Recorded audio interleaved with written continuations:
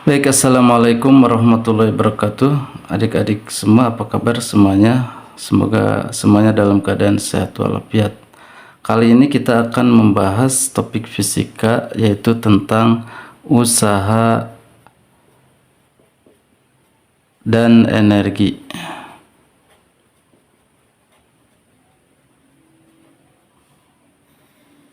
Nah, baik, kita urai satu-satu. Apa itu usaha?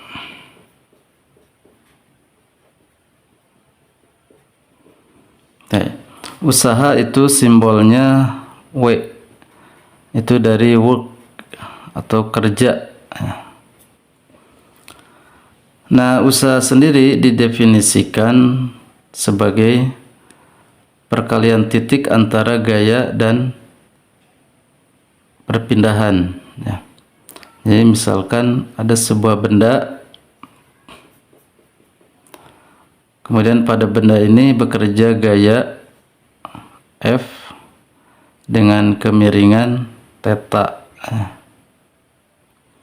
Nah, maka benda ini akan bergeser dari kiri ke kanan sejauh S. Nah, maka usaha benda ini itu didefinisikan sebagai perkalian vektor gaya, ya, perkalian titik vektor gaya dengan S atau jarak. Nah, ini bisa kita tuliskan menjadi F kali S kali cos theta. Nah, ini gaya usaha. Gitu. Nah, contoh soal.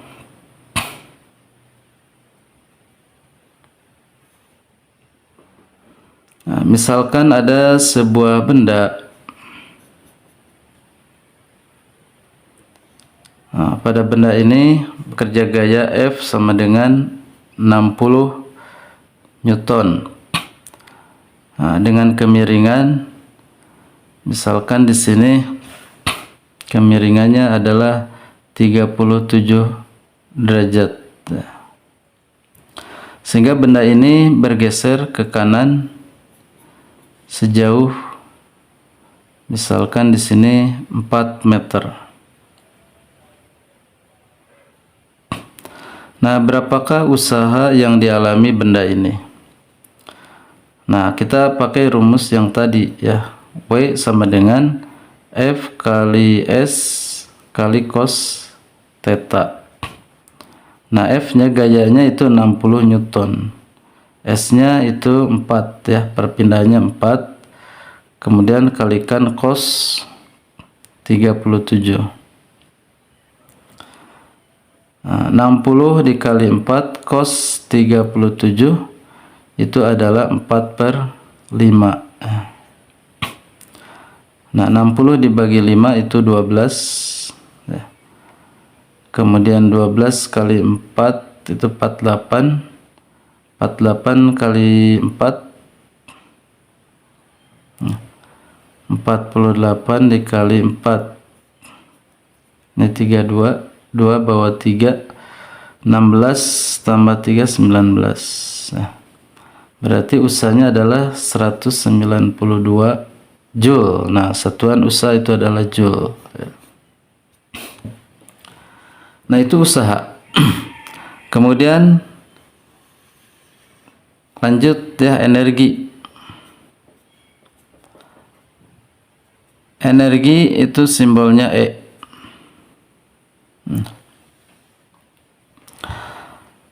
Nah, yang akan kita bahas di sini adalah energi mekanik, ya. Energi mekanik, bukan energi listrik atau energi magnet atau energi gelombang, ya, tapi energi mekanik. Nah, ini terdiri dari dua, ada energi kinetik. Ini energi kinetik ini simbolnya EK, ya. Itu bekerja pada benda yang bergerak. Jadi suatu benda yang memiliki massa kemudian dia bergerak dengan kecepatan v itu memiliki energi kinetik itu rumusnya adalah setengah M V kuadrat ya. M itu massa, V ini adalah kecepatan benda.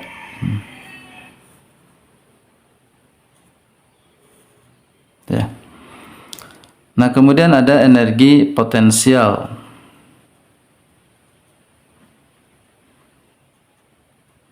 Nah, kali ini energi potensial yang dibahasnya itu adalah energi potensial gravitasi. Simbolnya EP. Jadi ini muncul karena punya perbedaan posisi ya antara suatu benda dengan titik acuan. Nah, misalkan acuannya di sini adalah bumi ya. Ini bumi. Nah, kemudian di sini ada benda di atas bumi ini yang tingginya itu adalah H. Benda ini memiliki massa M. Nah, maka di sini timbul energi potensial yang dialami oleh benda ini yang nilainya M kali G kali H ya. M ini massa benda, G ini gravitasi bumi, kemudian H ini adalah ketinggian benda dari permukaan bumi ya. Jadi yang jadi acuan di sini adalah permukaan bumi ya. Nanti bisa saja yang jadi acuan itu adalah pusat bumi. Nah, tinggal ditambahkan saja ya jarak dari pusat bumi ke benda ini. Nah, itu tergantung acuan ya. Nah, itu energi potensial. Nah, penjumlahan antara energi kinetik dan energi potensial itu menghasilkan energi mekanik ya. Jadi energi mekanik atau EM itu sama dengan penjumlahan antara energi kinetik dengan energi potensial. Nah, ini energi mekanik. Nah, kemudian yang ketiga ada hubungan antara usaha dan energi ya.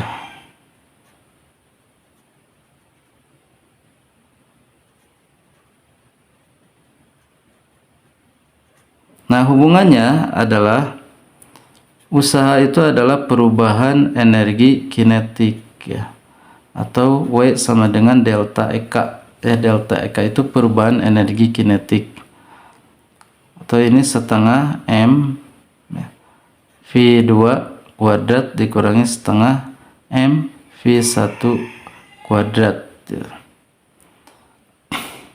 Ini hubungan antara usaha dan energi kinetik, ini kuadrat ya.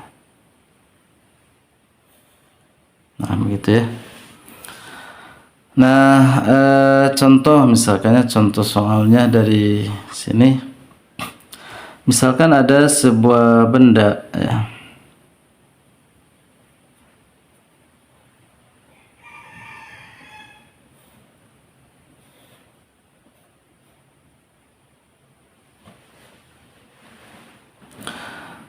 Dia bergerak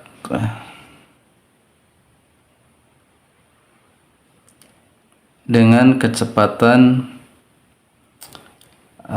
misalkan 2 meter per sekon.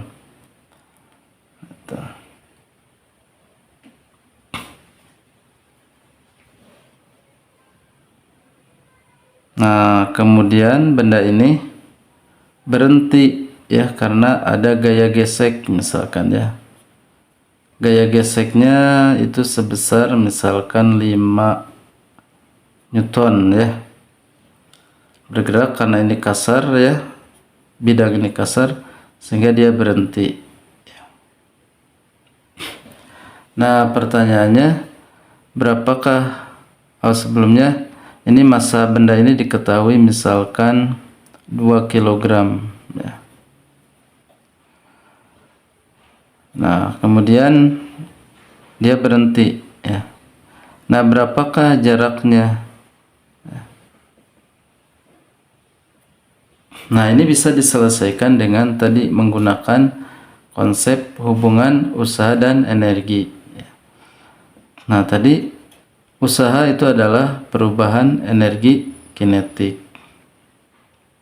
Nah, usaha sendiri itu tadi didefinisikan sebagai perkalian antara gaya dengan jarak, ya.